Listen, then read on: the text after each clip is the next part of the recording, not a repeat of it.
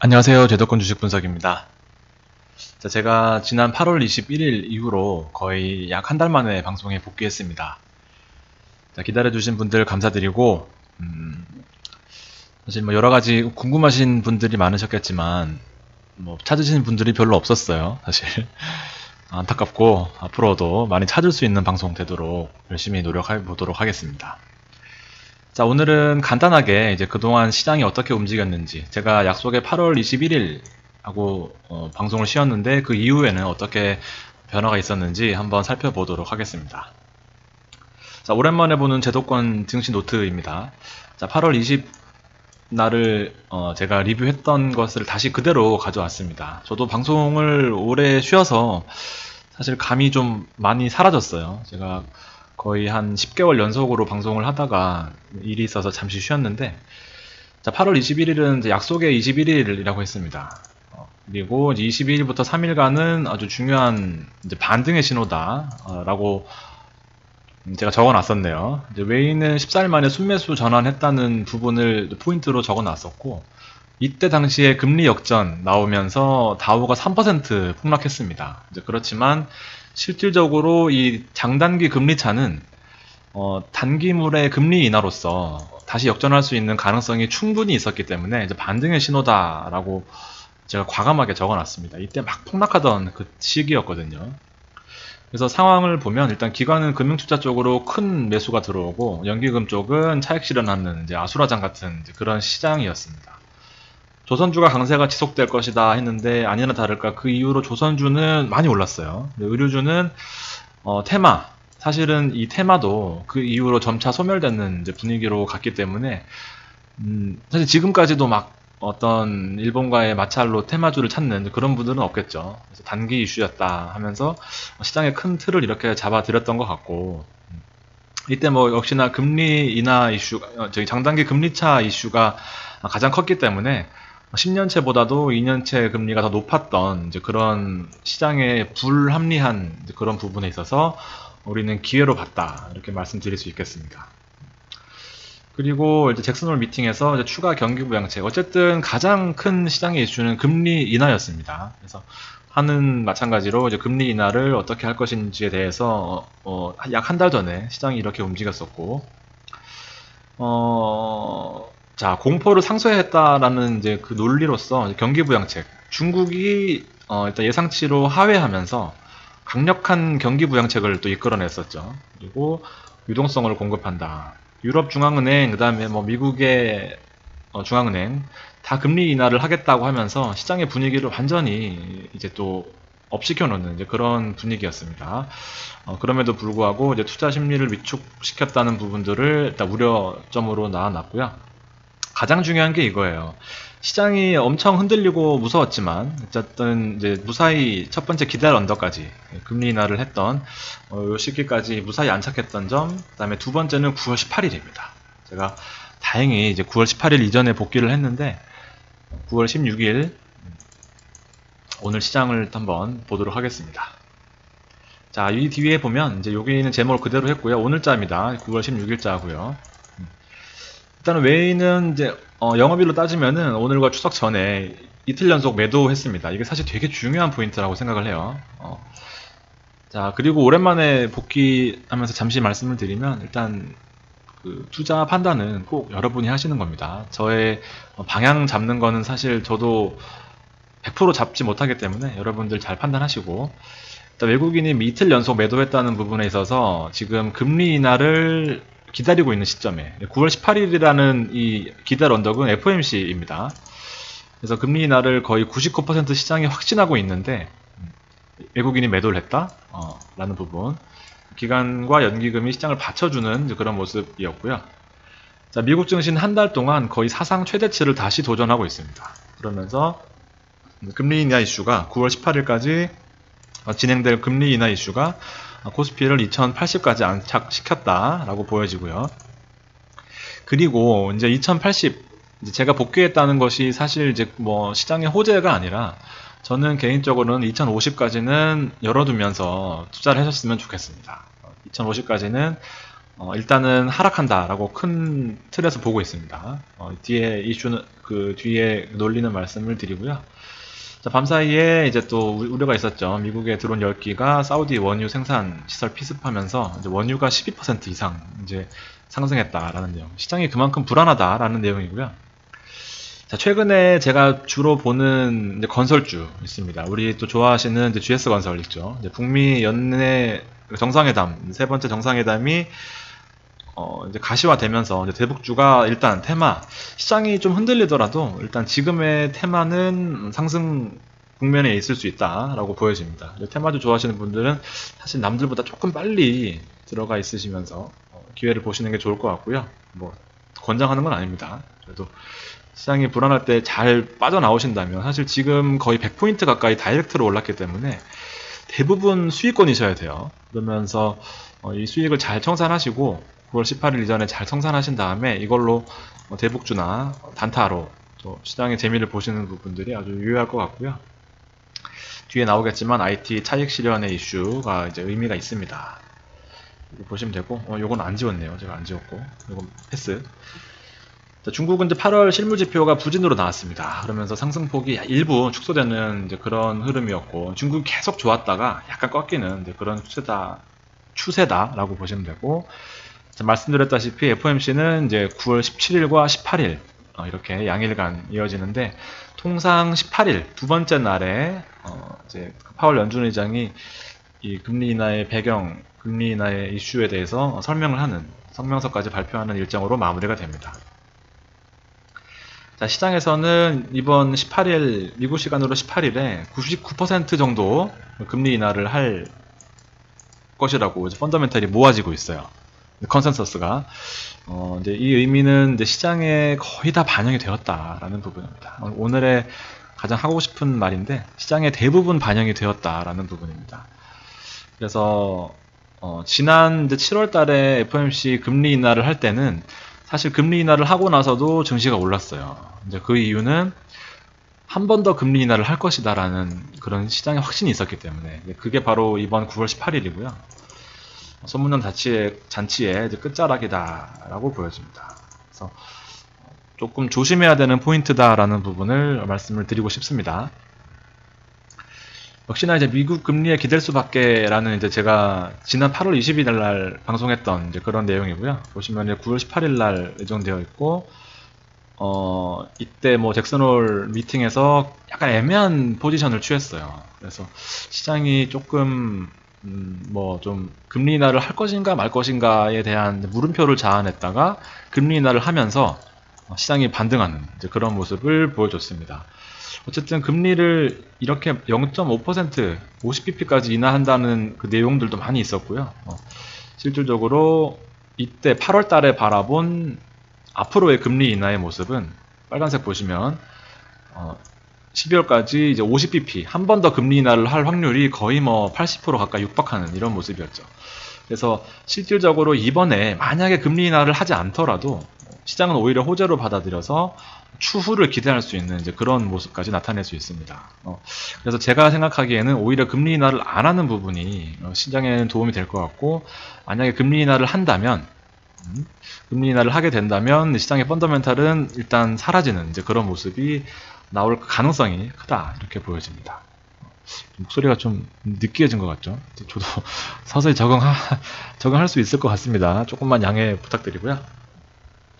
어쨌든 환율과 이제 코스피가 가장 연관되어 있기 때문에 지금 1200원 선에서 달러 인덱스가 따라가지 못하는 이제 그런 부분을, 이거 지난번 거니까 넘어가겠습니다. 이건 지난번 거니까 넘어가고, 자, FOMC에 대해서 이제 제가 오늘 근무 시간에 또 FOMC에 대해서 홈페이지 가서 친히 여러분들 위해 설명을 준비했습니다. 쭉 써 있어요. FOMC가 어떻게 구성이 되어 있는지를, 사실 이거는 이제 뒤에 나와야 되는데, 보시면은 12명의 멤버가 이제 뉴욕, 여기 보면은 이제 뉴욕의 연준 의장이 중심이 돼서, 여기 보시면은 이제 중간에 쭉 뭐 어느 지역의 연준, 이제 연방준비위원회의 그 의장들, 이 8번 정기적으로 이제 모여서 미팅을 한다 합니다. 1년 동안. 그래서 여기서 뭘 하냐? 이제 이게 제일 중요하죠. 이제 여기서 FOMC가 이번에 나올 건데 과연 어떤 일을 하냐라고 보면 무조건 금리 인하만 하는 게 아니라 이제 통화 결정하는 거죠. 이제 통화를 어떻게 할 것인지, 금리 인하 할 것인지에 대한 부분이 가장 크고, 그다음에 장기적인 이제 목표, 이제 물가 안정이나 이런 장기적인 목표가 잘 이루어지고 있는지를 판단하고, 그다음에 안정적인 경제 성장에 대해서 논의하는, 사실은 가장 미국의 그 경제의 핵심인 이제 그런 미팅이다라고 보시면 될 것 같습니다. 그래서 지금 현재 뉴욕 연준 의장이 파월이기 때문에 이제 뉴욕 연준 의장이 이제 의장이 되는 거고, 자동스럽게 파월이 연준 의장이 돼서 12명의 이제 이 멤버들, 제롬 파월이 메뉴에 있죠. 체어맨입니다. 의장이고, 뭐 대체 member들도 준비하고 있는데 잘렸어요. 어쨌든 이렇게 체계적으로 잘 운영이 되는 그런 FOMC 회의가 9월 18일에 열린다, 이렇게 보시면 될 것 같습니다. 어쨌든 가장 중요한 게 이제 통화 정책이겠죠. 어쨌든 금리 인하 할 것인지 말 것인지가 중요한데, 여기서 이제 경기를 어떻게 보는지까지도 나오는 아주 중요한 미팅이다, 이렇게 보시면 될 것 같습니다. 그래서 시장에 그 온통 촉각이 곤두서 있는 모습이고, 사실상 내일 17일과 18일 양일간에는 시장의 어떤 이 반응을 보기 위해서 조금 변동성이 떨어지는 이제 그런 모습을 보일 겁니다. 그래서 개인적으로는 이제 많은 포지션들을 수익이 났던 부분, 혹시나 만족스럽지 못한 수익이 났더라도 일단은 정석대로 한다면 이제 한 번은 포지션 청산을 하고 추이를 지켜본 다음에 상대적으로 덜 올라 있는 종목을 다시 들어가는 이제 그런 조금 액티브한 전략을 세우셔야 될 것 같아요. 이때 시장의 분위기를 보시면 어쨌든 이제 경기 부양 의지를 내비칠 것 같다. 파월 연준 의장 얼굴 나왔고 이제 계속 압박을 했었어요. 그래서 시장 분위기를 경기 금리 인하 쪽으로 확실히 몰고 간다. 이렇게 보면 될 것 같습니다. 대폭적인 금리 인하를 하고 양적 완화까지 해라 라면서 트럼프가 계속해서 압박을 하고 있기 때문에 지금 모 증권사 레포트에는 99%까지 금리 인하를 확신하고 있는 이제 그런 상황까지 왔습니다. 왜냐하면 사실 근거가 있어요. 지금 이제 FOMC가 상당히 중요한 내용이고 앞으로도 계속 나오기 때문에 제가 조금 컨셉을 일로 잡았는데, 보시면 뭐 영어라고 너무 거부감 느끼지 마시고 이 FOMC 홈페이지에 가면 이제 9월달 일정이 이렇게 나와 있습니다. 그래서 제가 필터링을 한 게 FOMC 미팅과 그다음 베이지북 이렇게 두 가지가 있습니다. 그래서 말씀드렸다시피 9월 18일 날 이제 2시에 우리나라 시간으로는 아마 8시, 9시 뭐 이렇게 되겠죠. 정확히 시간은 모르겠습니다. 그래서 이제 투데이 양일간 이제 미팅을 한다라고 되어 있고, 이 미팅의 가이드 역할을 하는 게 바로 이 9월 4일 날 열렸던 이제 베이지북입니다. 많이 들어보셨을 거예요. 아마 이제 경제 쪽에 관심이 있으신 분들은 이제 미국의 경기를 나타내는 이제 그런 자료를 발표하는 그런 날이라고 보시면 됩니다. 그래서 이 자료를 바탕으로 FOMC를 예측하는데, 이 자료가 앞선 9월 4일 날 나왔어요. 그래서 이 9월 4일 날 내용들을 보시면 안 좋으니까 금리 인하를 한다라는 내용이 나와 있겠죠. 그래서 지금 베이지북을 보시면 둔화되고 있고, 중국과 통상 마찰 격화를 요인으로 들었다. 농업 부문도 공격 정책을 둘러싼 약세가 계속되고 있는 것으로 베이지북이 보고했다. 그래서 금리 인하 시그널이다 라고 시장이 강하게 판단을 하는 겁니다. 그러면은 안 봐도, 사실 저도 안 봤습니다. 9월 4일 이후로는 금리 인하 기대감이 반영되면서 시장이 많이 올랐을 거다라고 지금 판단할 수 있는 거죠. 그렇지만 이제 결과가 나오는 9월 18일에는 이 모든 부분들이 시장에 반영이 되었습니다. 이게 개인들이 투자 판단하기에 가장 어려운 부분이에요. 앞으로 나올 거라는데, 금리 인하 할 거라는데 좋아야지 라고 판단하시면 일단은 하수예요. 하수. 시장에 반영된 부분을 남들보다 욕심 없이 한 발 빠르게 나오는 것이 일단 뭐 기관은 잘 모르겠고요. 외국인의 그 포인트입니다. 그래서 아까 제일 초반에 말씀드렸다시피 이틀 연속 매도세, 그리고 큰 매도세 중에서도 IT 쪽의 매도세를 뒤에 한번 보여드리도록 하겠습니다. 시장의 방향이 조금 잡히셨으면 좋겠습니다. 물론 제가 틀릴 수도 있지만 이 논리가 앞선 8월부터 지금까지 보여드렸던 논리이기 때문에 한번 잘 판단해 보시면 좋을 것 같습니다. 자, 미국 S&P 오늘자고요. 일봉입니다. 그래서 격동에 이제 8월을 보냈었고요. 아주 이전과는 다른 이제 액티브한 8월 20일까지 제가 요때부터 방송 안 했네요. 그렇지만 시장을 좋게 봐놓고 가서 사실 다행인 것 같긴 한데, 어쨌든 8월 이후로 금리 인하 시그널이 대부분 반영이 됐고, 아까 말씀드렸다시피 이제 9월 4일 베이지북 이후로는 더 큰 이제 상승폭을 나타냈다. 그리고 이틀 동안 시장의 변동성 자체가 좀 줄어드는 이제 그런 모습을 나타내고 있습니다. 나스닥도 마찬가지로 격동의 8월을 보냈고요. 베이지북 이후로 아주 큰 폭으로 상승했죠. 이것이 바로 이제 미국의 어떤 미국 주식에 요새 투자라 뭐 그런 캐치프레이즈가 많이 있는데, 사실 좀 투명한 부분들이 있어요. 이렇게 아주 보안도 철저하고, 그리고 절대적으로 경제 지표에 대해서 움직이는 나라이기 때문에, 우리나라 같이 통계 조작하거나 뭐 노인 일자리 늘려놓고 취업률 사상 최대 이런 식으로 하는 장난을 사실 치기 힘든 나라이기 때문에, 어쨌든 경제 지표의 역할이 매우 중요합니다. 특히나 실업률과 고용 지표는 미국 지표, 경제 지표 중에서 그 어떤 것보다도 중요한 그런 지표인 거 잘 알고 계실 거예요. 그래서 지금 베이지북과 어떤 8월 금리 인하 시그널들이 시장에 끼치는 영향들을 잘 판단하실 수 있을 것 같고요.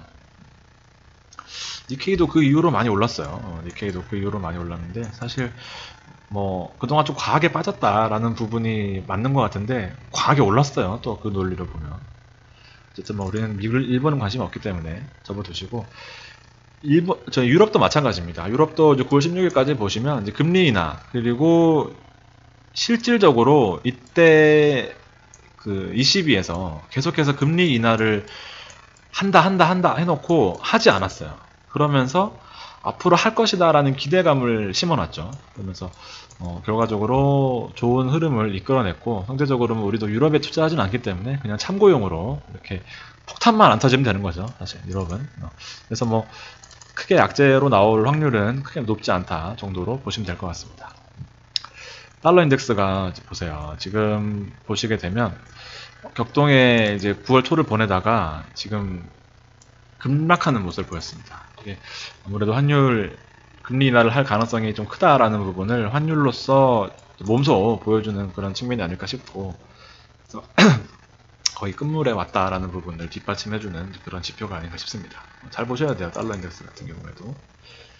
아까 이제 재미로 원유, 이제 사우디의 원유 시설을 공습하면서 원유가 어제 선물이거든요. 선물이 12% 올랐다는 거는 정말 어마어마하게 많이 오른 겁니다. 그래서 뭐 변동성이 심하긴 하지만, 지금 캡처한 지금이 한 9시 조금 덜 된 시간인데 지금도 10% 올랐습니다. 그러니까 한 계약만 들고 있어도 거의 1000만원인가요? 거의 1000만원 돈 벌 수 있는 이제 그런 아주 큰 선물 시장이기 때문에 레버리지가 높잖아요.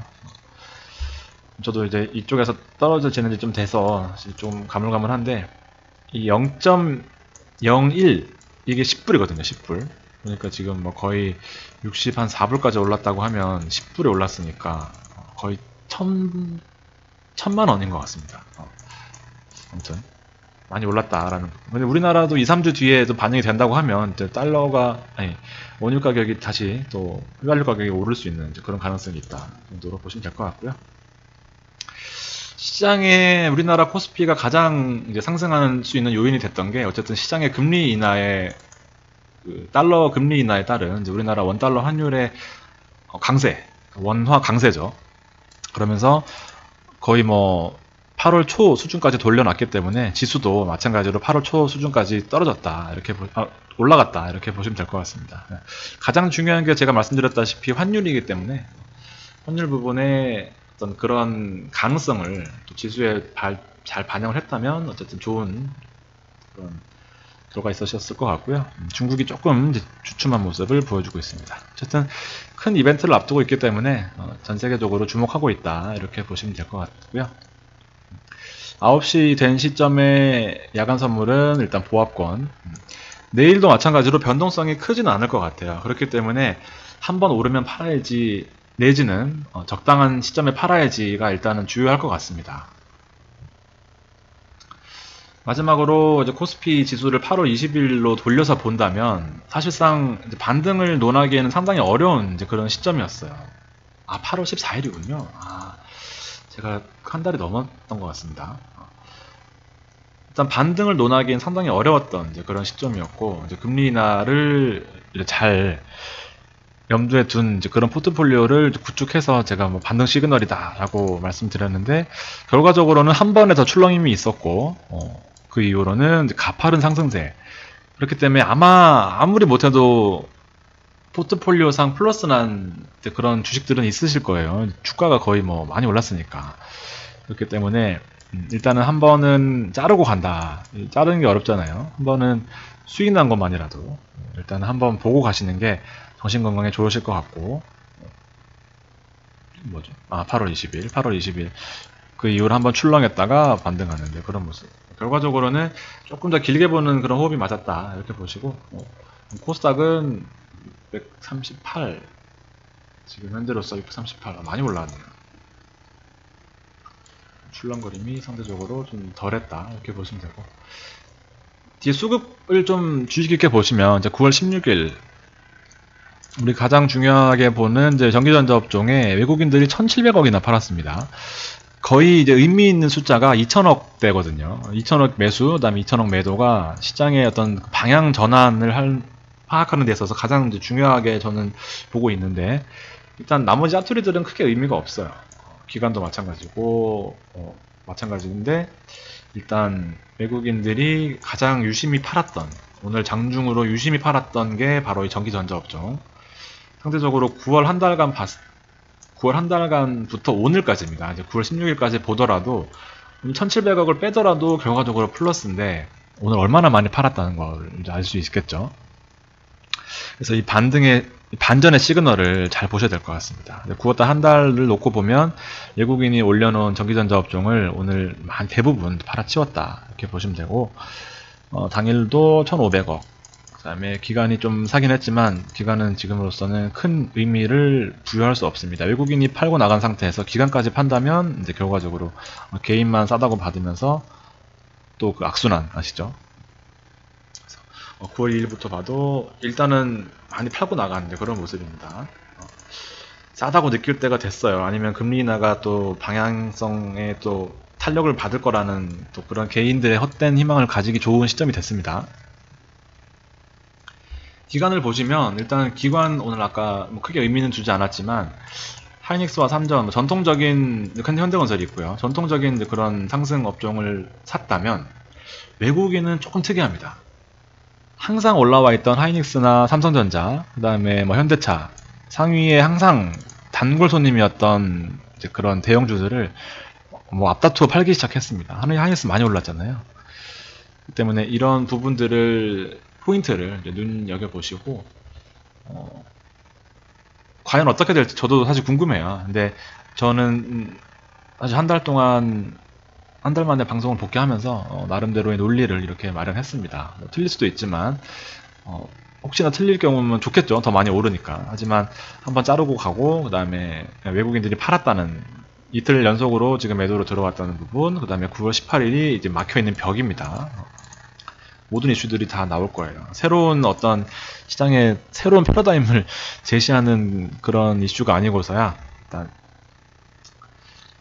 끝물이다라고 보시는 게 조금 더 맞을 것 같습니다.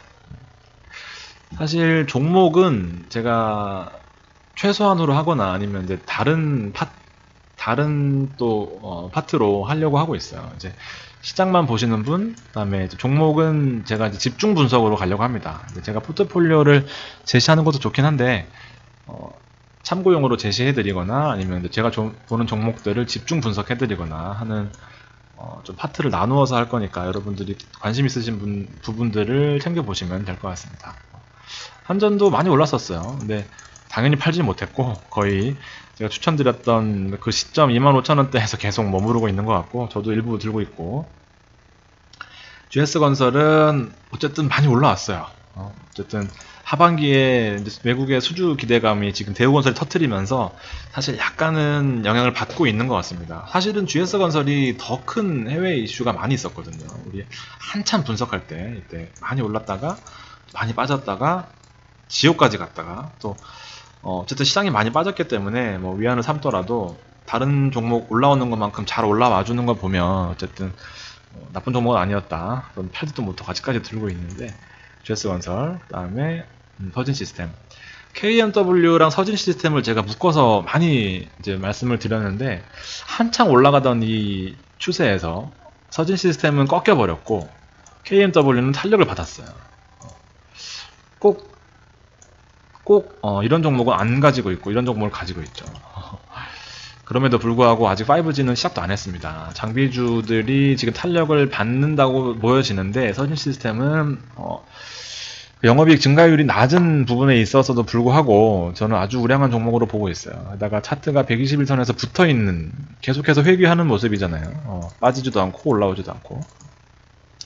그래서 만약에 이번에 좀 충격이 온다면 시장에, 그래서 서진시스템을 일단은 보고 있다 정도로 참고하시면 도움이 되실 것 같습니다. 자, 오랜만에 제가 방송에 와서 혼자 떠들려니까 사실 좀 힘들어요. 목도 아프고. 그렇지만 기다려주신 분들, 또 몇몇 감사히 안부 물어봐 주신 분들 정말 진심으로 감사드리고, 앞으로도 도움이 될 수 있는 방송을 위해서 많이 노력하도록 하겠습니다. 자, 추석 지나고 오늘 월요일 힘내시고요. 또 좋은 방송으로 찾아오도록 하겠습니다. 긴 시간 들어주셔서 감사합니다.